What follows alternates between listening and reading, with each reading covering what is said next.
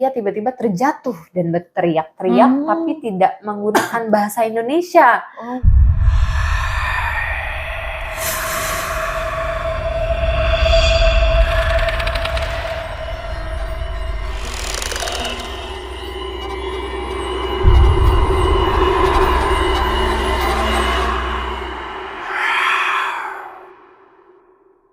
Halo guys, welcome back to Rumput. Maaf ya kita kemarin 1 minggu libur. Iya, maaf ya guys. Maaf ya. Tapi ini kita ada berita duka juga. Betul. Tentang kejadian bencana yang di daerah Cianjur ya. Iya.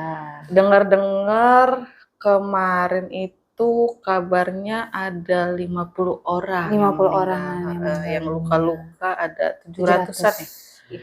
Ada 700-an. Ya, semoga buat keluarga yang ditinggalkan diberi ketabahan, diikhlaskan lah pokoknya. Semoga amal ibadahnya diterima di sisi Allah Amin, Subhanahu wa Ta'ala, dan yang mengalami juga diberi kekuatan, kesabaran, keikhlasan, walaupun berat ya, lillahi ta'ala aja. Mungkin ada hikmah di balik musibah ini ya. Gitu. Harus semangat, jangan sedih ya. Dah, balik ke topik. Oke. Topik serem lagi. Karena terus. Kemarin kita udah libur bahas serem nih, kisah-kisah horor. Kita sekarang mau bahas kisah horor lagi. Iya. Apa nih yang mau kita bahas? Kita mau bahas tentang bangunan-bangunan mistis yang ada di Indonesia. Wah, bangunan mistis. Iya. Yang kita tahu mah, kalau bahas tentang mistis-mistis di Indonesia mah nggak usah ditanyain lagi ya. Udah banyak banget. Nggak hanya bangunan aja. Kayak kemarin tuh tempat wisata, rumah, sekolah. Itu kan masuknya juga bangunan ya. Bener. Apalagi masyarakat Indonesia tuh masih erat. Betul. Kaitannya sama legenda-legenda. Betul, kisah mistisnya, sejarahnya dulu, lokasinya seperti apa. Terus kisah-kisah yang ada di dalamnya tuh sulit banget tuh buat dilupain. Jadi ada banyak omongan semeriwing lah. Iya, semeriwing. Angin kali ya, angin. Nah, biasanya kisah mistis-mistis itu disampaikan tuh dari mulut ke mulut. Betul. Terus nyebar ke wilayah gitu. Bahkan di tengah hiruk pikuk masyarakat Indonesia yang udah modern sekarang masih percaya tuh sama hal-hal gaib.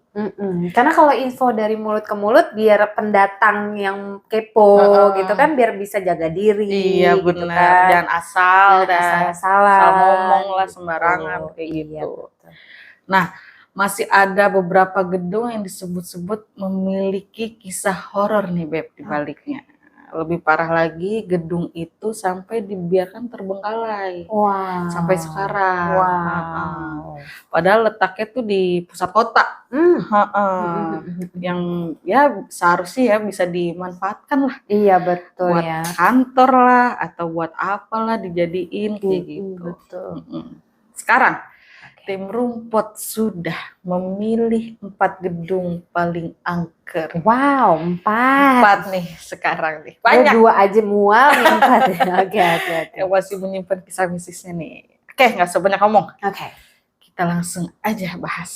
Yang pertama ada The Ghost Palace Hotel Bali.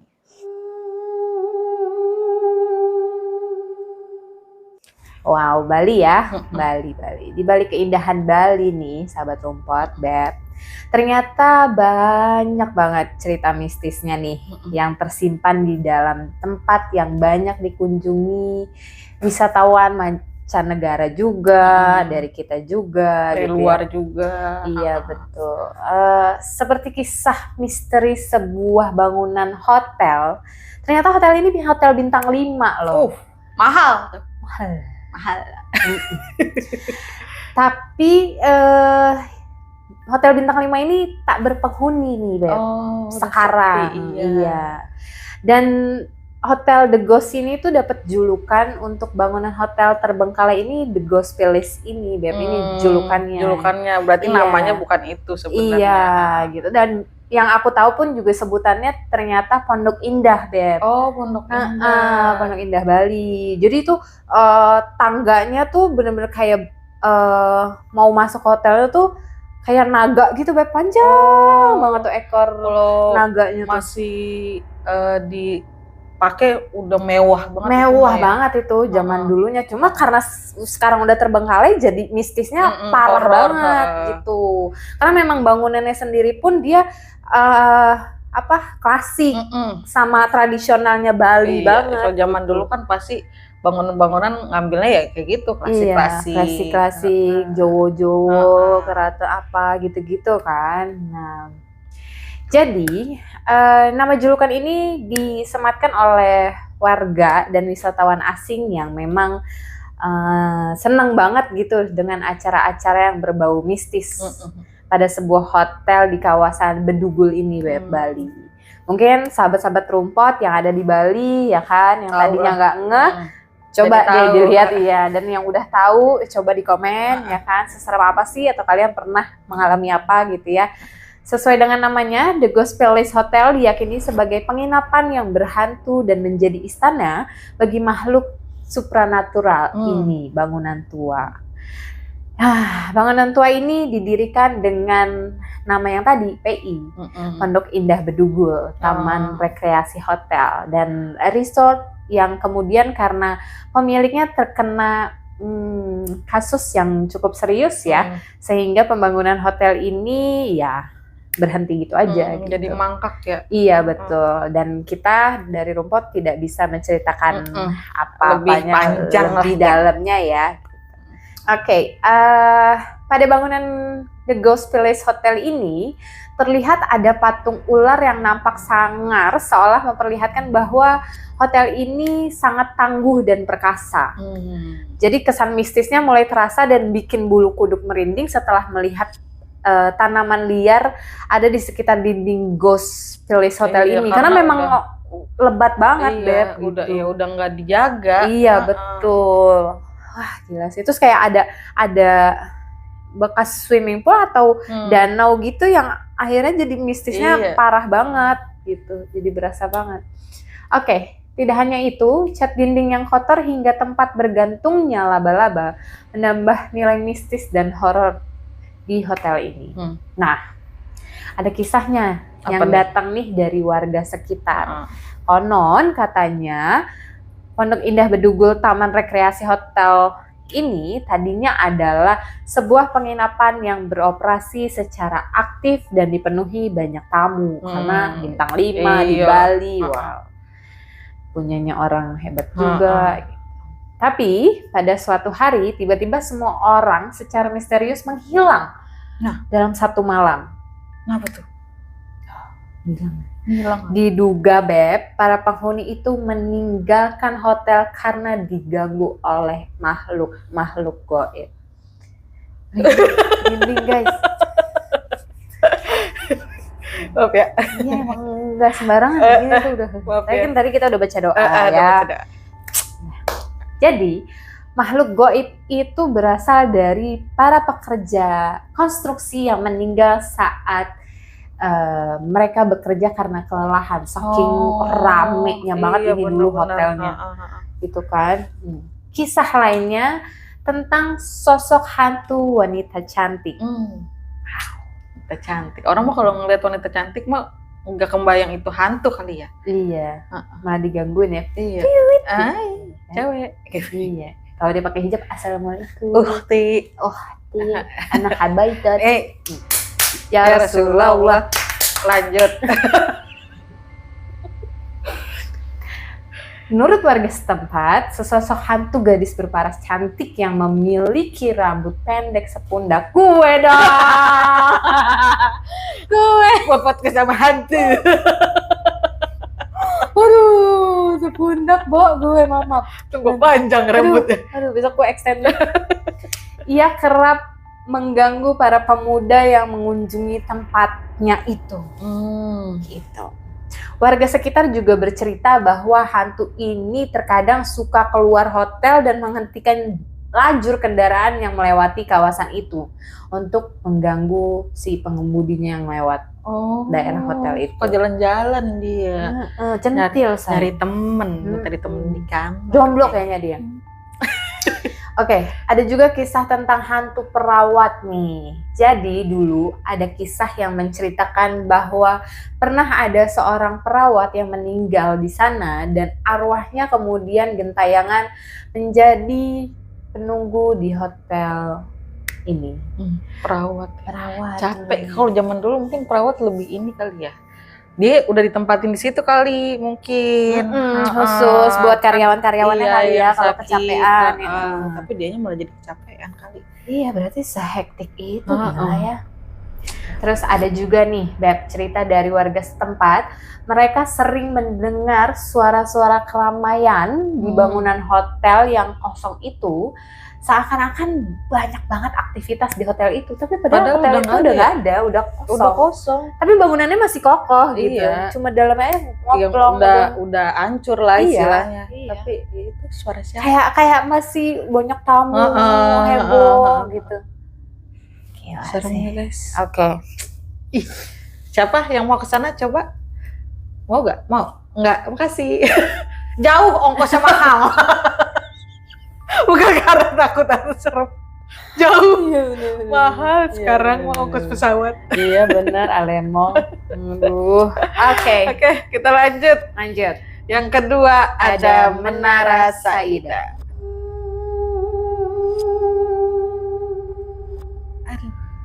Di Saida. Saidan. Bukan Saidah. Saida. Oke, lanjut. Buat kalian nih orang Jakarta pasti yang suka lewat MT Haryono, jalan ke Gatot Subroto gitu, pasti udah nggak asing lah sama bangunan yang tinggi, megah kayak gitu. Miring, kata-katanya miring ya. Ya udah nggak usah banyak tanya, pasti udah tahu lah ini di mana. Menara Saida. Betul. Yang gedungnya itu bergaya Romawi lengkap dengan patung Julius Caesar di dalamnya. Memang sudah lama nih dibiarkan kosong. Sejak tahun 2009 kata-katanya nih, patung itu dibawa langsung nih Beb. Dari Romawi itu. Langsung dibawa ke sini. Oh gitu. Keren. Oke. Sedikit nih asal usul Menara Saida. Jadi dulu pada tahun 2001 Menara Saida ini diresmikan, terus dibuka untuk bisnis. Ketahui banyak tenan-tenan yang menempati kantor tersebut nih Beb. Namun entah bagaimana di tahun 2007 tuh satu persatu perusahaan tuh mulai pindah. Ninggalin Menara Saida. Sampai akhirnya tahun 2009 Menara Saida ini sudah tidak lagi dioperasikan, ditutup lah gitu. Perginya tenan ini ternyata disebabkan oleh isu konstruksi gedungnya yang miring. Iya betul. Nah, kalau kita lihat kan emang agak miring ya, emang bahaya sih. Iya. Awalnya gue lewat situ tuh apa kepala? Iya bener. Gue darah rendah. Iya enggak ada gitu. Iya ternyata anemia.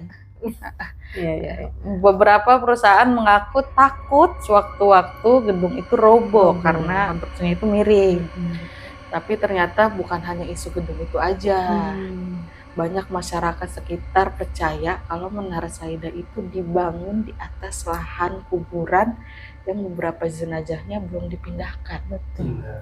Innalillahi. Nah itu sebabnya para penghuni gedung ini kerap diganggu oleh makhluk halus nih Beb, yang dikatakan tidak tenang lah karena Menara Saida dibangun di atas rumah mereka. Nah dari sinilah cerita-cerita mistis itu mulai muncul. Ada cerita tentang makhluk jadi-jadian yang menghuni gedung tersebut. Salah satunya adalah kelelawar setengah manusia. Batman, betul Wak. benar. Beberapa orang mengaku pas dia datang ke gedung ini tuh pernah lihat nih sosok kelelawar itu. Udah ada yang pernah lihat. Iya. Oke. Terus ada juga yang pernah juga ngelihat ada siluman ular.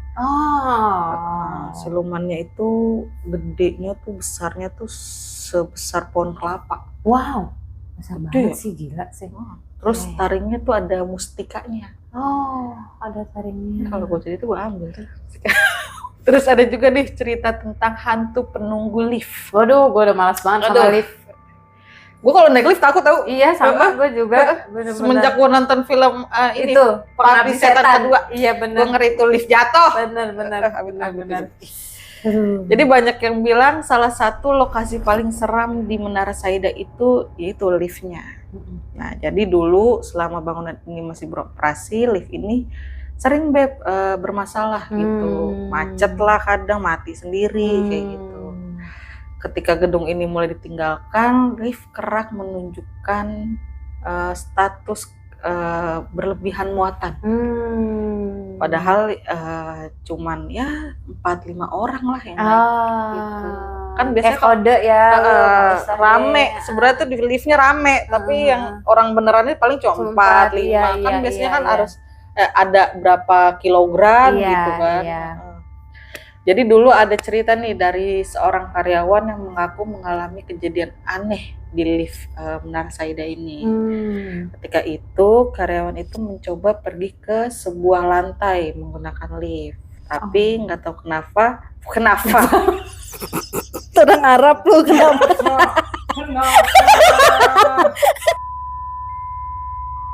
Nah, dulu ada cerita tentang seorang karyawan nih yang mengaku pernah mengalami kejadian aneh dan seram di lift ini, Beb. Ketika itu si karyawan mencoba pergi ke sebuah lantai lah di Menara Saida. Tapi nggak tahu kenapa lift itu tidak merespon sama sekali. Terus pintunya tuh nggak ketutup, kebuka terus kayak gitu. Karyawan itu akhirnya memilih nih untuk menaiki tangga darurat di situ, yang posisinya samping-sampingan lah gitu, sama lift kan biasanya gitu ya.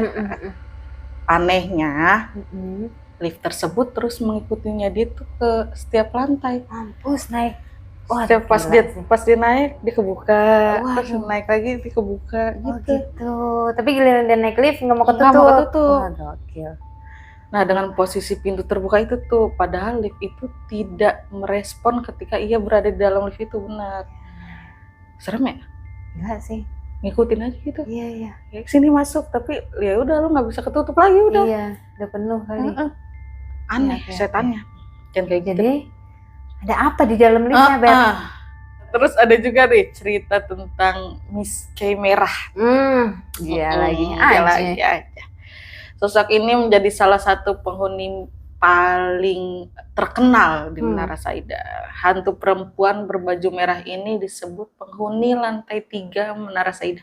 Oh, lantai 3. Dia ganjil ya? Ganjil. Iya. Sebenarnya ada omongan-omongan antara lantai 3 atau lantai 13. 13 gitu. Betul. Dikatakan sering terdengar tangisan-tangisan gitu juga, Beb. Nah, terus ada juga nih cerita dari seorang satpam. Satpam penjaga. Dia nih kuncinya nih, tahu segalanya nih. Jadi ceritanya tuh dulu ada seorang wanita yang tiba-tiba datang nih ke Menara Saida itu. Terus ngomong lah ke satpamnya, ngajak satpamnya untuk nganterin dia ke lantai 14. Iya, lemong. Kalau gue mau jadi satpamnya mah ngapain orang udah kosong? Iya, ngapain lo ke lantai 14 gitu? Mungkin kan kalau dulu-dulu tuh masih ada yang suka uji nyali gitu. Oh iya, benar. Dipikirnya mungkin ada temennya kali di lantai 14 gitu. Iya. Pada saat itu emang gedungnya tuh udah sepi, udah ditinggalin. Satpam itu akhirnya nganterin dia tuh. Oh, mau. Wanita itu ke lantai 14 menggunakan lift. Ketika sampai di lantai 14, wanita itu tiba-tiba tertawa kan, terus menghilang sebelum pintu lift itu terbuka. Gila. Udah, satpamnya pingsan dah. Iyalah. Takut banget. Gila. Sudah temennya datang buat nyelamat. Istilah ya, teman gue mana nih? Iya. Lama banget nganterin gitu kan. Iya. Dicek ternyata temennya udah pingsan kayak gitu. Wow. Kasian Bapak Satpam. Iya. Yang terakhir ada cerita tentang hantu basement. Banyak pengunjung yang mengaku mengalami hal mistis nih di basement Menara Saida. Hantu basement di Menara Saida ini disebut kerap menampakkan diri kepada para pengunjung yang suka datang nih, sok-sok uji nyali kayak gitu. Iya.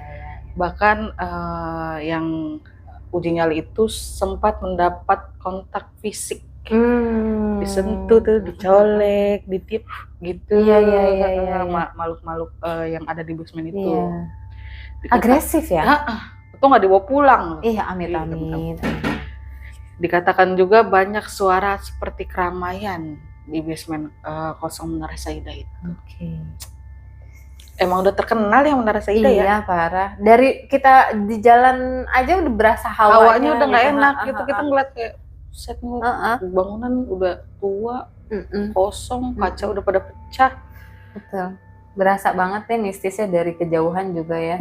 Tapi sekarang katanya udah ditutup, udah nggak boleh yang uji nyali gitu. Iyalah, bisa merenggut nyawa juga itu bener. Bahaya karena makhluk goibnya ya ekstrim banget, frontal kan. Oke, kita move on dari Menara Saida. Kita punya Toko Merah Jakarta.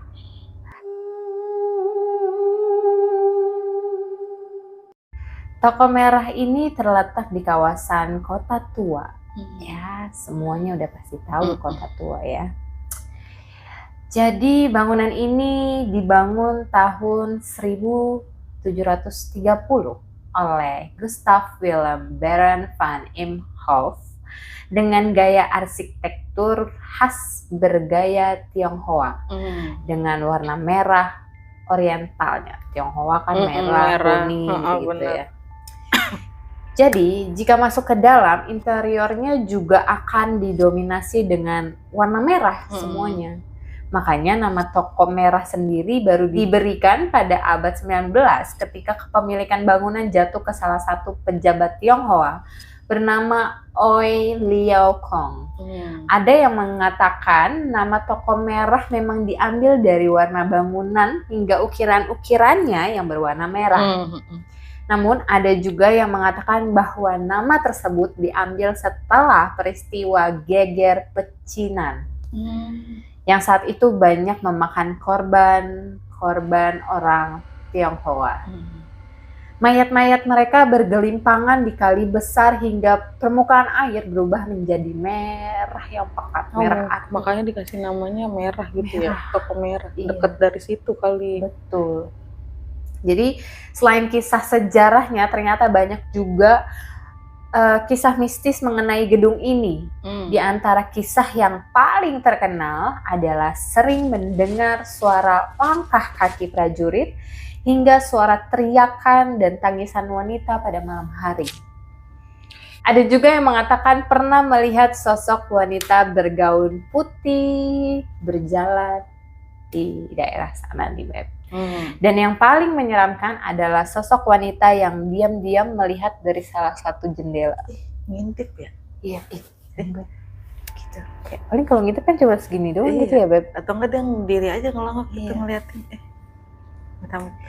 Jadi, menurut seorang penjaga Toko Merah ini, pernah ada sebuah kejadian.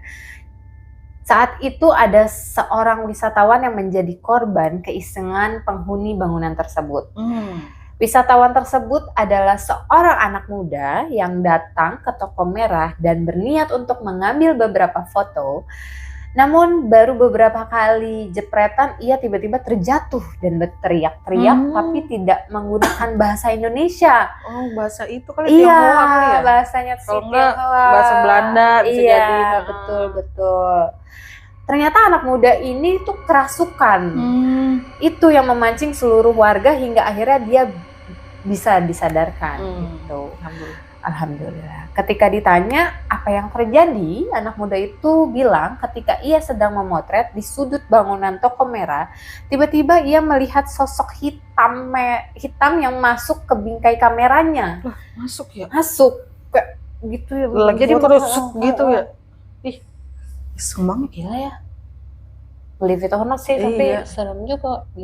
Setelah itu dia tidak ingat apa-apa lagi. Iya, pingsan. Kayak keserang. Iya, udah kerasukan. Kerasukan. Masuknya lewat kamera. Ada juga nih cerita mistis tentang Toko Merah lainnya.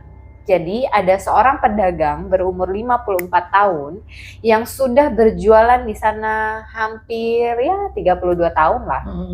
Ia membuka warung persis di sebelah toko merah.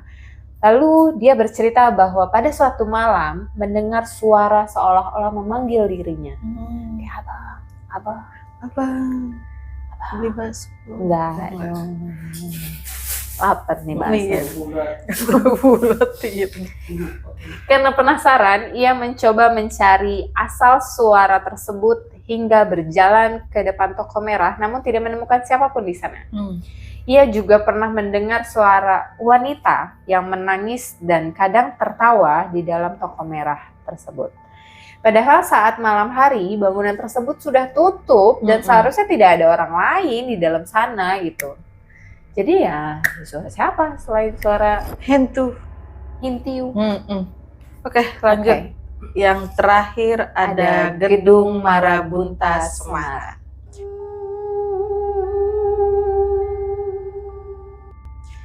Gedung Marabunta ini sudah berdiri sejak tahun 1854 dan dulunya bernama Schouwburg. Susah ya agak namanya ya. Nah, bangunan ini menyimpan banyak kisah mistis yang kelam, Beb, dan berkaitan dengan masa-masa penjajah waktu pemerintahan Belanda lah. Jadi pada zaman dahulu ini gedung yang berada di Jalan Cenderawasih Tanjung Mas Kecamatan Semarang Utara Kota Semarang ini merupakan sebuah pusat pertunjukan opera. Opera Van Java ya. Bukan dong. Bukan. Pemberian nama Marabunta itu diadaptasi dari nama salah satu spesies semut karnivora dari Afrika, yaitu Marabunta, artinya semut merah besar. Jadi di gedungnya tuh di atasnya tuh ada semut merah gitu. Nah, di gedung Marabunta ini banyak cerita yang menyatakan sering melihat penampakan hantu noni Belanda. Dan banyak yang mengaitkan bahwa gedung ini adalah tempat kelahiran hantu noni Belanda yang melegenda itu tuh. Nah, kisah noni Belanda ini dia sering mondar-mandir nih di bangunan itu. Bermula dari kisah seorang gadis perempuan cantik pengisi opera di gedung Marabunta dan ia mempunyai nama. Siapa tuh? Namanya Putri Matahari. Bagus ya. Konon kisah Putri Matahari ini adalah julukan dari kecantikannya yang sangat menyilaukan ribuan pasang mata. Masya Allah. Yang menyaksikan setiap opera yang dibawakan saking cantiknya dikasih nama Putri Matahari. Iya. Seiring berjalan karirnya itu, Putri Matahari berhasil meluluhkan para tuan-tuan pemimpin pasukan Belanda nih. Namun singkat cerita ternyata ada yang bilang kalau dia itu ternyata mata-mata dari pasukan Jerman. Oleh karena itu dia dijatuhi hukuman mati pada tanggal 15 Oktober 1917. Nah, putri yang cantik ini akhirnya dieksekusi di gedung tersebut dengan cara hukuman matinya digantung. Ya, kasihan ya. Tapi bisa juga dia bukan mata-mata kan, cuma difitnah doang. Benar. Tapi kalau misalnya emang iya ya bahaya juga sebenarnya. Iya sih.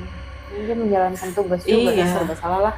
Dari sinilah banyak cerita masyarakat mereka sering melihat penampakan sosok Putri Matahari ini. Katanya hantu noni Belanda itu suka menari-nari di dalam bangunan, seakan-akan dia kayak lagi melakukan sebuah dramanya kayak gitu ya.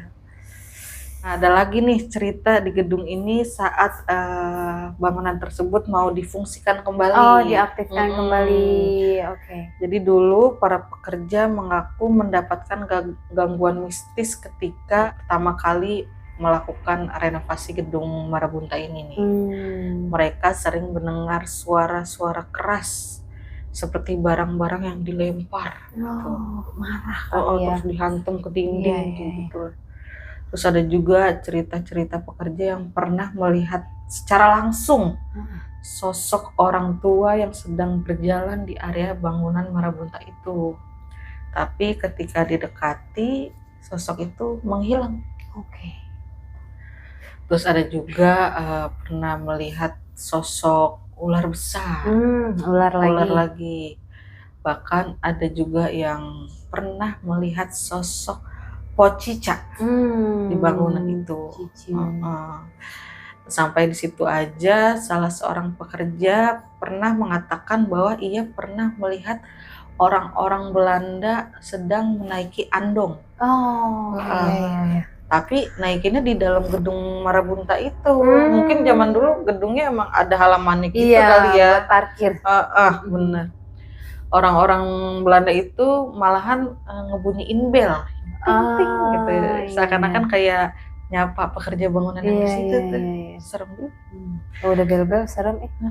Kabarnya gedung Marabunta itu merupakan pusatnya alam gaib di Kota Lama Semarang. Itulah sebabnya ketika direnovasi banyak hal-hal mistis di luar nalar yang kerap terjadi di tempat itu. Tapi walaupun gedung Marabunta ini memiliki sejarah yang tidak menyenangkan, saat ini Marabunta telah menjelma menjadi resto, udah diaktifkan kembali nih. Restonya bernama Marabunta Resto and Bar. Dan dibuka sejak Desember 2020 lalu. Semoga dengan aktifnya kembali tidak terjadi apa-apa. Jadi ada aura-aura positif gitu masuk situ. Gitu guys. Sekian dan terima kasih. Assalamualaikum warahmatullahi wabarakatuh. Aduh, bikin emosi. Maafin ya guys. Oke guys, selesai juga bangunan-bangunan terangker, terseram, termistis di Indonesia. Iya. Tapi kalau gue tetap The Ghost Palace Hotel Bali sih. Iya sih, benar. Kalau gue Menara Saidah. Iya juga sih. Iya. Kalau The Ghost Place kan mungkin ya karena kebantu sama lokasinya aja kan Bali gitu ya. Gitu. Kalau Bali kan emang masih aura-auranya masih kuat mistisnya. Bener. Kalau Menara Saidah kan posisinya di tengah kota, tapi ya kayak gitu, malah angker banget kan. Betul. Oke, baik sahabat rumput, sekiranya punya ide-ide apa lagi yang akan kita ceritakan di rumput, silakan komen atau di Instagram kita di rumput. Iya, boleh sharing apapun atau main ke sini juga boleh. Cerita kisah horor atau kisah-kisah yang lainnya. Betul, percintaan, kehidupan, apa-apa sih lah. Kita sharing. Betul. Kita sama-sama tukar pikiran.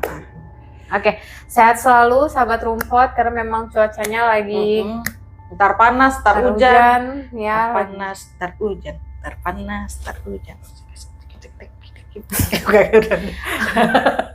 Jangan lupa ya di follow Instagram kita. Iya benar, di rumput ya. Kalian bisa cerita banyak di sana. Oke. Pokoknya jangan di like, jangan di komen, jangan di subscribe. Jangan. Karena omongan kita tidak penting, tidak berfaedah. Thank you. Assalamualaikum. Bye.